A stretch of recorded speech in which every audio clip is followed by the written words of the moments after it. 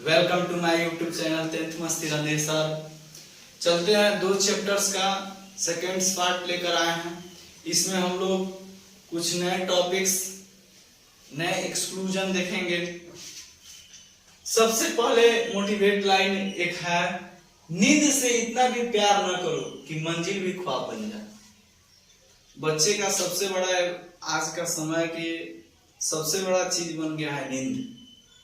तो यह कहता है मोटिवेशन लाइन कि नींद से इतना भी प्यार मत करो कि मंजिल भी ख्वाब बन जाए।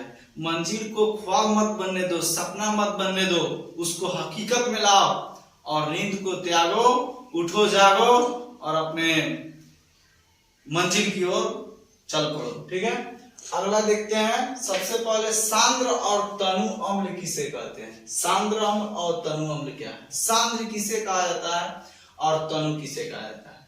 तो जिस विलयन में जिसका मात्रा ज्यादा रहता है उसे सांद्र बोला जाएगा। जैसे शरबत में चीनी और पानी में पानी ज्यादा रहता है और चीनी कम रहता है, तो पानी का सांद्रता ज्यादा होगा। ठीक है, और चीनी कम है तो सांद्र कहा जाएगा पानी को और चीनी कहा जाएगा तनु को। यानी जिसमें जिस विलयन में अम्ल की मात्रा ज्यादा होती है, जिस विलयन में अम्ल की मात्रा ज्यादा होती है उसे सांद्र अम्ल कहा जाता है, और जिस विलयन में अम्ल की मात्रा कम रहती है उसे तनु कहा जाता है। जिस विलयन में अम्ल की मात्रा ज्यादा हो उसे सांद्रम, और जिस विलयन में अम्ल की मात्रा कम होती है उसे तनु अम्ल कहते हैं। ठीक है, अगला आता है सूचक। सूचक का इंग्लिश होता है इंडिकेटर। जैसे आपके मोटरसाइकिल में इंडिकेटर दोनों आगे दूर रहता है, पीछे रहता है, इसका मतलब इंडिकेट करने के लिए रहता है।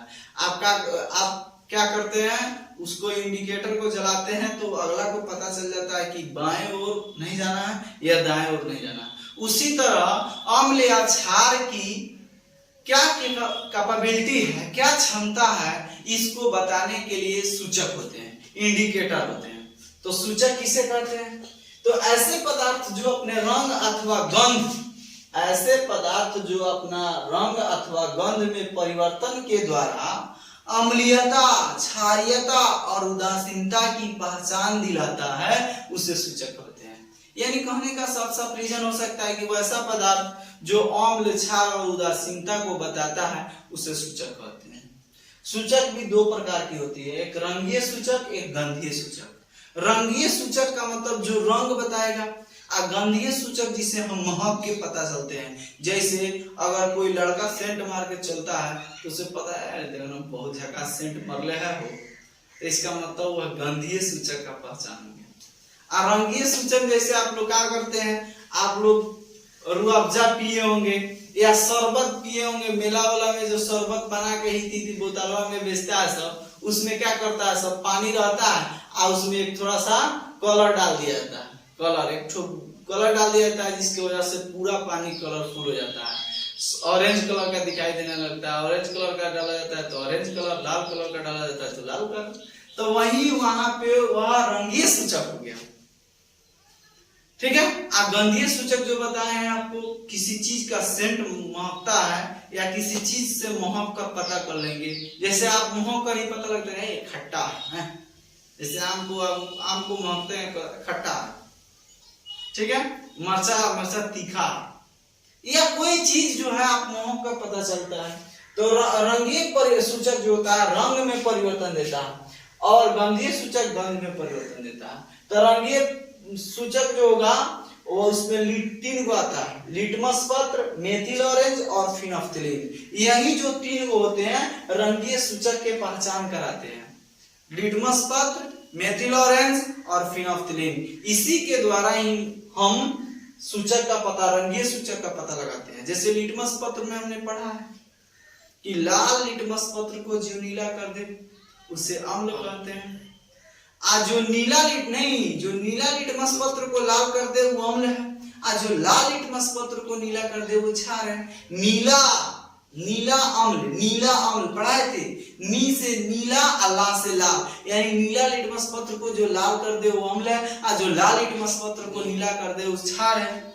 मेथिल ऑरेंज में बताए थे जो अम्लीय होता है उसका कलर लाल हो जाता है और जो क्षारीय होता है उसका कलर पीला हो जाता है। फिनोप्थिलीन के बारे में हमने नहीं बताया। फिनोप्थिलीन भी एक रंगीय सूचक है। इसके अंतर्गत प्राकृतिक सूचक भी आते हैं। रंगीय सूचक के अंतर्गत प्राकृतिक सूचक में क्या आ जाएंगे? हल्दी। हल्दी जो होता है पीला कलर के, हल्दी देखते हैं सब्जी में डालता है, हल्दी शुगर डाल देता है, पूरा सब्जी पीला कर देता है, तो ये रंगीय सूचक हो गया। या आप लोग लाल का साग बनवाएंगे, साग, ठड़िया के साग देखते हैं, ठड़िया के साग ऐसे लाल दिखाई देता है, जब बनाते हैं तो लाल लाल हो जाता है, भात में जब सोने जाता है पूरा लाल लाल हो जाता है भात, तो रंगीय सूचक हो गया। ओकरा बाद पत्ता गोभी।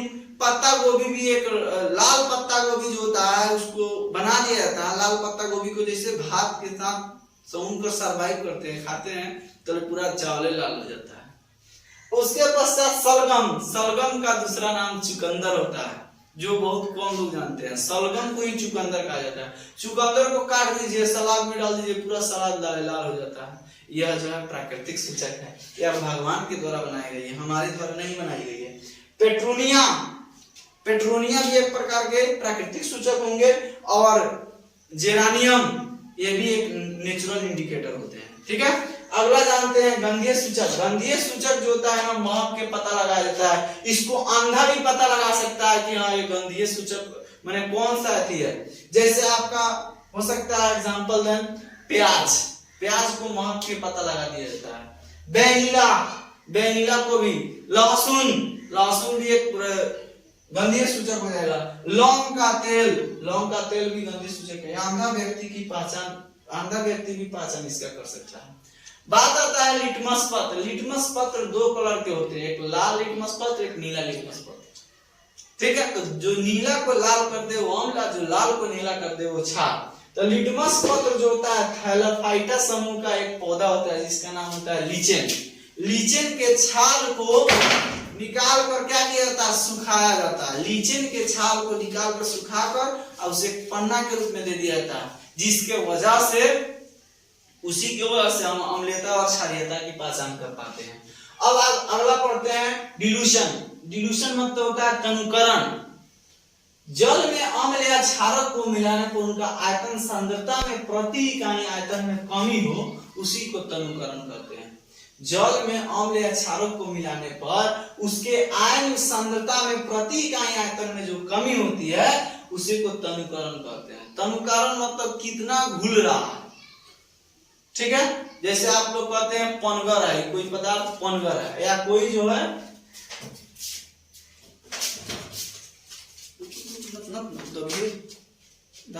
नहीं दिखाई देता है जी। काट लेंगे, बैठ आराम से खाते हैं समय, देखो ना। या कोई पदार्थ देखते हैं पंछीचूर है या कोई गार है, तो यही जो गार और पंछीचूर होता है वही तनुकरण कहलाता है, उसी को केमिस्ट्री में तनुकरण कहा जाता है। क्वेश्चन एक और होता है, हमने पढ़ा है उदासीनीकरण अभिक्रिया, जो अम्ल और क्षार को मिलने से लवण और जल बनाता है वही उदासीनीकरण अभिक्रिया होता है। तो इससे क्वेश्चन पूछता है, या इसी के दरमियान हम लोग अम्ल क्षार के दरमियान हम लोग जानते हैं पीतल एवं तांबे के बर्तन में दही एवं खट्टे पदार्थ को क्यों नहीं रखे जाते हैं? पीतल या तांबे के बर्तन में दही खट्टे या खट्टे पदार्थ को या अचार को क्यों नहीं रखा जाता है? इसलिए नहीं रखा जाता है। आज क्वेश्चन बहुत भी आई है, पूछा भी जाता है क्वेश्चन।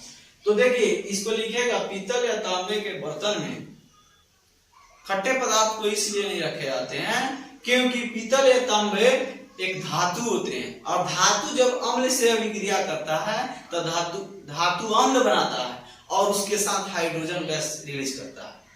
तो देखिए कभी कभी बर्तन में धातु वाले बर्तन में अम्ल वाले पदार्थ को इसलिए नहीं रखा जाता है क्योंकि धातु जब अम्ल से अभिक्रिया करते हैं तो धातु अम्ल बनाते हैं और हाइड्रोजन गैस रिलीज करते हैं। फिर से तांबे या पीतल के बर्तन में खट्टे पदार्थ को इसलिए नहीं रखा जाता है क्योंकि तांबे और पीतल धातु होते हैं और जब अम्ल से अभिक्रिया करते हैं तो धातु अम्ल प्लस हाइड्रोजन गैस रिलीज करते हैं, इसलिए उसमें नहीं रखा जाता है। क्योंकि हाइड्रोजन जब गैस रिलीज होगा तो हमें थोड़ा सा घातक पहुंचा सकता है, लवण भी बना देता है, नमक भी बना देता है।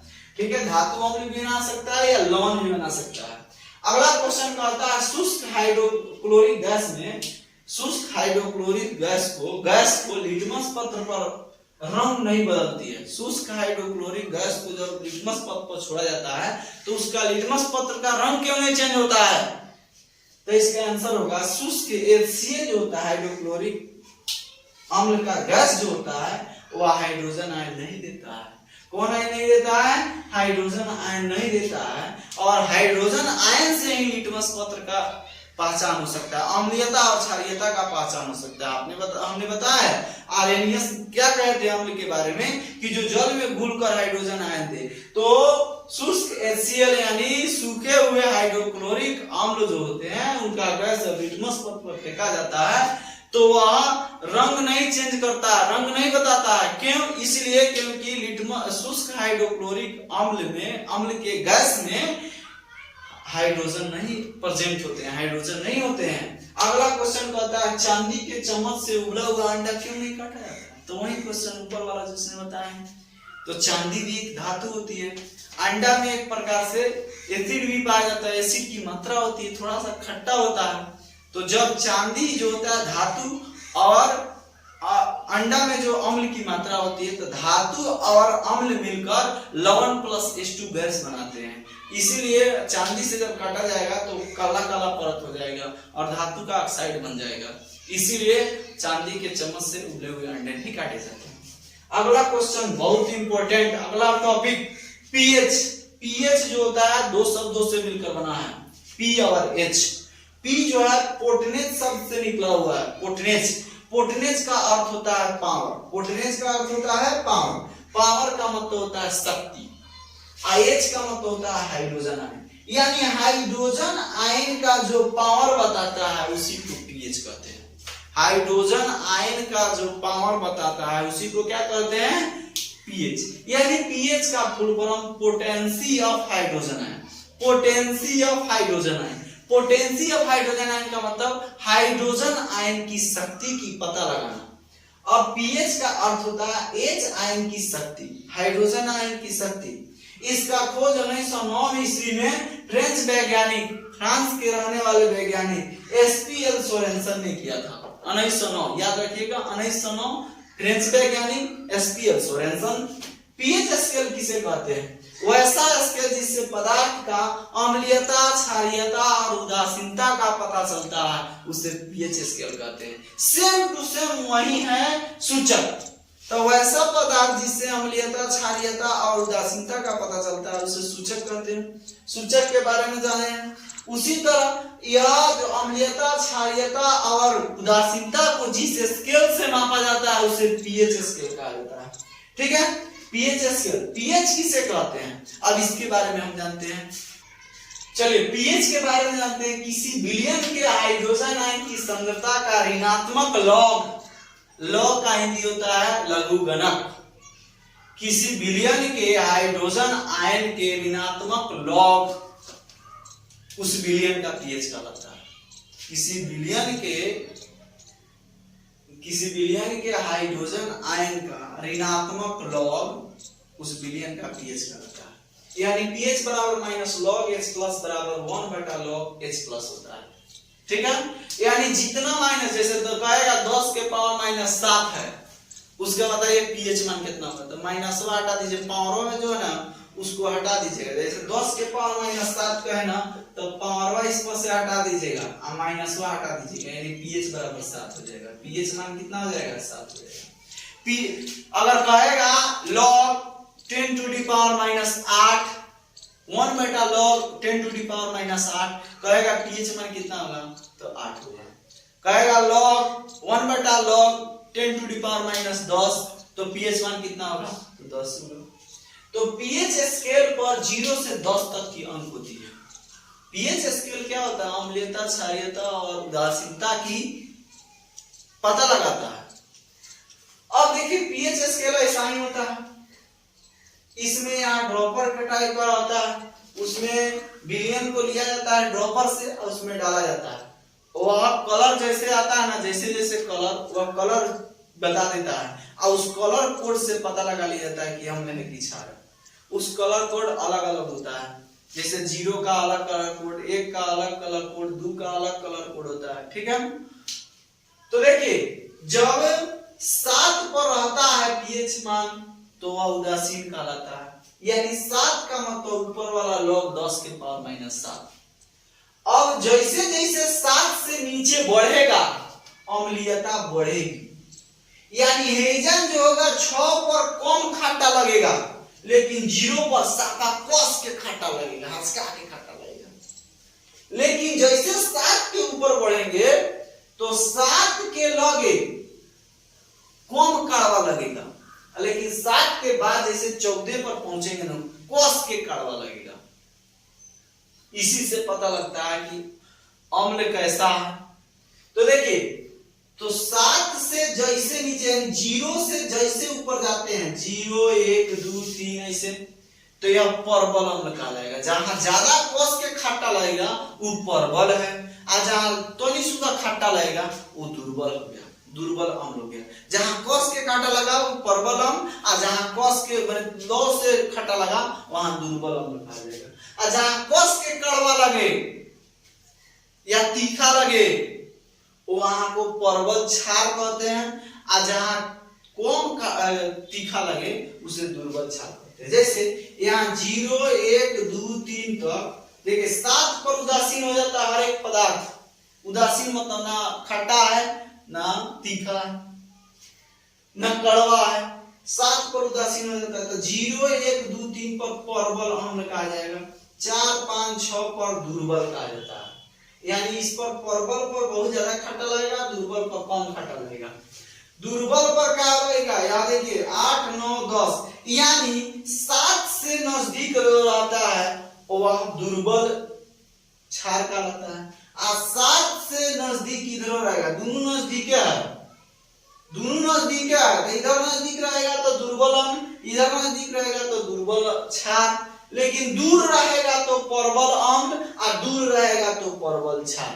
याद रखिएगा कि 0 से 7 के बीच अम्ल होता है, 0 से 7 के बीच क्या होता है अम्ल होता है, और 7 से 14 के बीच क्या होता है क्षार होता है। तो 0 सबसे छोटका जो होता है, छोटका बड़ा धमाल करेगा और बड़का जो है कम धमाल करेगा। यानी 0 1 2 3 जो है वह ज्यादा धमाल करेगा, धमाल का मतलब परबल अम्ल। अब बच गया जो वह कम धमाल करेगा, तो 4 5 6 जो हो गया क्या हो गया दुर्बल अम्ल हो गया। अब देखिए 7 और 14 में छोटका कौन है, तो छोटका जो है 7 8 9, इधर जो पहले आएगा उधर लास्ट में जाएगा, यानी इधर परबल तो उधरो परबल, आई दोनों दुर्बल दुर्बल नजदीक रहेगा। याद रखिएगा यानी 7 के नजदीक दुर्बल, 7 के पीछे भी दुर्बल, 7 के नजदीक आगे दुर्बल, 7 के पीछे भी दुर्बल, और 7 से बहुत ज्यादा दूर जब हो जाएगा तो परबल अम्ल, और 7 से बहुत दूर आगे हो जाएगा तो परबल क्षारीय। इधर जब 7 से आगे की ओर बढ़ता है तो क्षारीयता बढ़ती है, और 7 से नीचे की ओर आएगा तो अम्लीयता बढ़ेगी। 7 से नीचे अम्लीयता बढ़ेगी, 7 से ऊपर क्षारीयता बढ़ेगी, 7 से नीचे अम्लीयता बढ़ेगी, 7 से ऊपर क्षारीयता बढ़ेगी। क्वेश्चन पूछता है, इससे ऑब्जेक्टिव बहुत ज्यादा पूछते हैं। अब आपसे क्वेश्चन पूछेगा कि बताइए दुर्बल क्षार में log 10 टू दी पावर कितना मान होता है, या log का मान कितना होता है। तो दुर्बल 8 9 10, तो 10 के पावर -8, 10 के पावर -9, 10 के पावर -10, यानी दुर्बल क्षार का और log का मान होगा। लेकिन परबल क्षार कहेगा तो 10 के पावर -11, 10 के पावर -12, 10 के पावर -13, 10 के पावर -14। अब यहाँ भी लिखते हैं कि परबल अम्ल 0 से 3 होता है, यानी खट्टा ज्यादा लगेगा, और दुर्बल अम्ल जो होगा 4 5 6 है, यानी खट्टा कम लगेगा। परबल क्षार 11 से 14 के बीच होता है, यह परबल मतलब ज्यादा, परबल मतलब ज्यादा ज्यादा तीखा लगेगा, और दुर्बल क्षार 8 9 10 है तो कम तीखा लगेगा। अब कुछ विलयन का पीएच हमने तैयार किया, जैसे अमाशय रस, तो अमाशय रस एक आया है एक, तो यानी बहुत ज्यादा खट्टा होगा, इसीलिए खट्टा होने की वजह से वह खाना को पचा देता। अगर खाना पचाना होता, अगर अमाशय रस कम होता यानी 3 4 होता तो खाना जल्दी नहीं पचता है, उसी को एंटासिड कहते हैं। एंटासिड की आवश्यकता हो जाती है वहां पे, ठीक है। नींबू रस 2.5 होता है, नींबू रस की 2.5, सिरका गन्ने का रस 3 होता है, पसीना, हम लोग पसीना कब होता है चाट के देखिएगा, चाहे मुंह में कब काम करते हैं तो कपाल पर पसीना होता है, मुंह टपाक में पड़ता है, तो ये क्या होता है, थोड़ा खट्टा टाइप से लगता है। अम्ल वर्षा 5.6 है, तो 5 जो होता है वह दुर्बल अम्ल होता है, तो 5.6। पेशाब 6 होगा, तो बहुत कम खट्टा होता है, यानी दुर्बल अम्ल है। दूध 6.5 है, यानी दुर्बल अम्ल है, दुर्बल अम्ल। दूध में लैक्टिक एसिड पाया जाता है, पेशाब में यूरिक एसिड, बताया। शुद्ध जल का होता है 7, ना खट्टा लगेगा ना तीखा लगेगा, ठीक है ना, यानी ना खट्टा ना तीखा, नॉर्मल। यानी कहा जा सकता है पानी रंगहीन होती है, गंधहीन होती है। पानी जो होता है उसका कोई कलर नहीं होता है, कोई स्वाद भी नहीं होता है, ठीक है ना। रंगहीन, गंधहीन, आकारहीन, आकारों नहीं होता है, कोनों में रखिएगा आकार ले लेगा। शुद्ध जल का साथ आंसू जो होता है ना, आंसू का साथ होता है, यानी आंसू जब मुंह में टपकेगा ना तो छाराने लगेगा, छाराने लगेगा। खून का जो होता है 7.4 होता है, ये भी छाराने लगेगा। 7 से ऊपर जो है क्षार, 7 से ऊपर क्षार, 7 से कम अम्ल। पित्त जो है 7.5 से लेकर 8.8 तक है, तो कस के छाराने लगता है। इसीलिए मछली में देखिएगा पित्त रहता है, कभी कभी मछली में फूट जाता है तो कस के छाराने लगता है, तो मछली उस दिन का स्वादिष्ट नहीं होता है। मम्मी को हम लोग बहुत ज्यादा बोलते हैं, ठीक है ना, या जो मछली काटता है उसको बहुत ज्यादा बोलते हैं। क्यों? क्योंकि वो छाराने ज्यादा लगेगा, तीखा ज्यादा लगेगा। चूना जल का 11 होता है, यानी 11 का मतलब वह पर्पल क्षार के रूप में हो जाएगा। पीएच का महत्व तो सबसे इंपॉर्टेंट है, इसको जानना जरूरी है, ठीक है। पीएच का महत्व तो सबसे पहले पाचन तंत्र में होता है, यानी पाचन तंत्र का मतलब क्या होता है कि हम लोग के पेट में जितना ही हाइड्रोक्लोरिक अम्ल ज्यादा रहेगा जल्दी खाना पचेगा। हाइड्रोक्लोरिक अम्ल की मात्रा कम हो जाती है या ज्यादा भी हो जाएगी, तो हम लोग का पेट दर्द करने लगता है। हाइड्रोक्लोरिक अम्ल कम सड़ा हो जाएगा, जैसे हम लोग भूखे ज्यादा देर तक रह जाते हैं, जिसकी वजह से हाइड्रोक्लोरिक अम्ल ज्यादा सड़ा हो जाता है, जिसकी वजह से पेट दर्द करने लगता है। तो जब पेट दर्द होती है तो उस समय हमें क्या करनी चाहिए, थोड़ा हम लोग जानते हैं कि अम्ल और क्षार मिलकर लवण और जल बना लेता है, तो उस समय जब हम लोग का पेट ज्यादा दर्द कर रही है तो उस समय थोड़ा सा नमक घोल के पी सकते हैं, यानी क्षार पदार्थ को ले सकते हैं। थोड़ा सा इसमें से बहुत से चीज हो सकते हैं, थोड़ा सोडा घोल कर थोड़ा सा ले सकते हैं, थोड़ा सा, या इनो ले सकते हैं। इनो क्या है? क्षार है, इनो एक प्रकार से क्षार है, या पेफी जो है क्षार है। तो इसी को एंटासिड, तो पेट दर्द या तो कम होगा तो भी दर्द करेगा, और ज्यादा हो जाएगा तो भी दर्द करेगा। तो कम होता है तो खाना नहीं पच पाता है। जैसे कोई व्यक्ति का होता है, खाना खाने के तुरंत बाद हम पानी पीने लगते हैं, तो खाना खा लेते हैं तो खाना खाने के दरमियान जो हमारा भोजन जाता है वो आमाशयी रस यानी HCl से सनाता है। सनाने के पश्चात तो वो उस पर कार्य करना शुरू कर देता है, और उसी समय खाना के तुरंत बाद जब पानी पी लेंगे तो वह जाकर क्या कर देता है, आमाशय रस को पंचीसूर बना देता है, जिसकी वजह से खाना जल्दी नहीं पच पाता है, और नहीं पच पाता है तो सड़ना शुरू कर देता है। दूसरा होता है दांतों पर प्रभाव। तो हम लोग के दांत पर कैसे कैसे प्रभाव होता है, जैसे हम लोग सुबह उठते हैं तो हम लोग का दांत जो होता है ना, मुंह में से थोड़ा अलग दुर्गंध निकलने लगता है। क्यों? क्योंकि हम लोग का मुंह में यदि सलाइवा पाई जाती है, यानी लाल ग्रंथि पाई जाती है। एक लाल ग्रंथि, हम लोग के मुंह में 3 जोड़ी लाल ग्रंथि है, 3 गो इधर है 3 गो इधर है, तो 3 जोड़ी लाल ग्रंथि से लगभग 1.5 लीटर लाल हमेशा निकलते रहता है। यह लाल जो होता है मुंह के माध्यम से पेट में जाता है तो भोजन को अच्छा से पचा पाता है, या भोजन से जब सनाता है तो अच्छा से पचा पाता है, समझे। तो यह लार जब हम रात को सोते हैं तो लार मुंह से निकलकर पूरे दांतों में संलिप्त हो जाता है, जिसके वजह से मुंह बसियाने महकता है। सुबह सुबह उठते हैं तो अगर कोई बोल रहा है मुंह नहीं धोया, मुंह दुर्गंध आएगा, ठीक है, ऐसा क्रिएशन होना शुरू हो जाता है, ठीक है। उसके पश्चात क्या होता है, तो उस क्षार को खत्म करने के लिए अम्ल की आवश्यकता होती है। तो हम लोग क्या करते हैं, टूथपेस्ट लेते हैं, उसमें क्षार अम्ल की मात्रा होती है, टूथपेस्ट लेते हैं और रगड़ लेते हैं, या अम्ल यानी नींबू लेकर रगड़िएगा तो भी दांत किटकिटाने लगे, या आम के कोमल पत्ती को लेकर आका कीजिए, उसको कर लीजिए, आम के कोमल पत्ती में भी अम्ल की मात्रा होती है, या दंतमंजन भी लगाते हैं, दंतमंजन में अम्ल डाला जाता है, या हल्दी में भी अम्ल पाया जाता है। इसको भी यूज करके हम क्या करते हैं, अम्ल के साथ वाले क्षार के साथ अम्ल को डाल देते हैं, जिसकी वजह से वह उदासीन हो जाता है। अम्ल और क्षार मिलकर उदासीन हो जाता है, जिसकी वजह से हमारी दांत साफ हो जाती है। यही होती है। बर्तन के धब्बे को दूर करना, जैसे पीतल को ज्यादा दिन तक रख दिया जाता है तो उस पर एक ऑक्साइड की परत चढ़ जाती है, यानी जंग लग जाती है। तो उस जंग को हटाने के लिए नींबू लिया जाएगा और क्या किया जाएगा, उसको साफ कर दिया जाएगा। या दूसरा देख सकते हैं, सोना या चांदी। नई नवेली दुल्हन आती है अपने मैके से तो क्या करती है, सोना चांदी इलट गिलट एके में मिला के धो देती है। अब जब धो देती है, सोनार से जब खरीदाता है तो उस समय उसको पता ही नहीं चलता है कि सोना सब अच्छा था, शादी के समय सब क्वालिटी चमाचम चमक रहा था। जब आती है तो उसको समझ में नहीं आता है, केमिस्ट्री नहीं पड़ी रहती है, वो क्या करती है, एके में रख लेती है। अब क्या करता है, सोना और चांदी सब इलट गिलट क्या करता है, एक ऑक्साइड का परत बना लेता है, जिसके वजह से क्या करता है, वो मैंने धूमिल पड़ जाता है, सोना चांदी का गाना धूमिल पड़ जाता है। तो क्या करती है, जब निकालती है और कहती है, बार बार टॉर्चर करती है हस्बैंड को। देखिए ना, क्वेश्चन सोना लिया दिए, क्वेश्चन सोनार से खरीदे हैं कि धूमिल पड़ गया, हम गए थे फलाना सोनार से खरीदने के लिए, उससे खरीदा जाता तो अच्छा रहता। ठीक है, बार बार टॉर्चर करेगी। हस्बैंड खाना खाना बैठेगा तो भी टॉर्चर करेगी, उधर से आएगा कहीं से काम करके आएगा, उस समय भी टॉर्चर करेगी।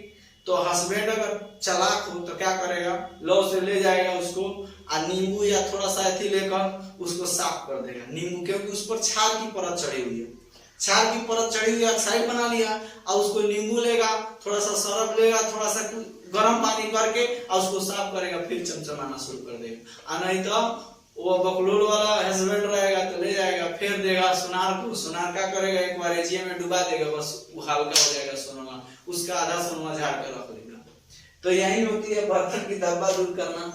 अगला होता है मिट्टी का। मिट्टी में पीएच मान का महत्व क्या होता है, तो क्या होता है, कभी कभी किसी बाढ़ इलाकों में ज्यादा पानी लग जाती है या हम लोग ज्यादा पानी दे देते हैं, जिसकी वजह से मिट्टी में अम्लीयता की मात्रा ज्यादा हो जाती है, अम्लीय ज्यादा हो जाता है मिट्टी। तो उस समय क्या कर, उस समय पैदावार कम हो जाती है, हम लोग का जो खेत का पैदावार है वो अच्छा नहीं हो पाता है, गेहूं अच्छा नहीं हो पाता, धान अच्छा नहीं हो पाता। तो उस समय क्या किया जाता है, जैसे बाढ़ खत्म हो उस समय खेतों में चूना छिड़का जाता है। चूना क्यों छिड़का जाता है, तो चूना जो होता है क्षार होता है, और ज्यादा पानी लग गया है खेतों में तो अम्लीयता बढ़ गई है। तो जब अम्लीयता और चूना जो होता है क्षार होता है, तो जो अम्लीयता और क्षारीयता जो दोनों आपस में मिलेंगे तो उदासीन हो जाएंगे और जो फसल रोपा जाएगा वो काफी पैदावार देगा। अगला होता है जलीय जीव। कभी कभी क्या होता है, जल में अम्लीयता बढ़ जाती है, जिसकी वजह से पूरा जलीय जीव मरना शुरू कर देते हैं। तो उस समय या क्षारीयता ज्यादा हो जाएगी तो उस समय भी मरना शुरू कर देंगे।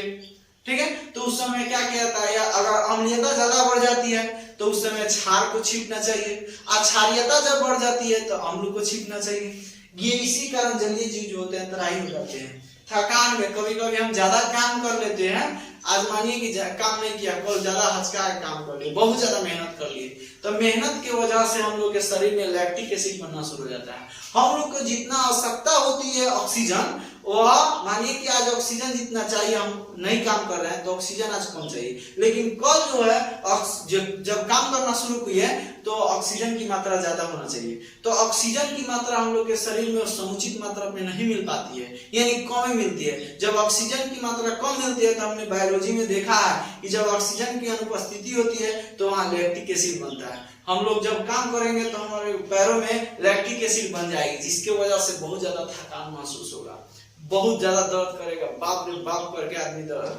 बोलना शुरू कर देता है। तो उस समय क्या किया जाता है, जब थकान हो तो आज जितना मेहनत किए ना उससे ज्यादा अगर कल मेहनत कर देंगे, या तो 2-3 दिन रेस्ट ले लीजिए तो थकान दूर हो जाएगा, ऑक्सीजन की आपूर्ति हो जाएगी, थकान दूर हो जाएगा। या उससे ज्यादा मेहनत कर देंगे तो लैक्टिक एसिड उससे मैंने उसका मैनेजिंग कर लेता है, जिसकी वजह से हमारा थकान कम हो जाता है। इसी की वजह से लैक्टिक एसिड जो होता है हमारे मांसपेशियों में अम्ल की मात्रा ज्यादा बढ़ जाती है।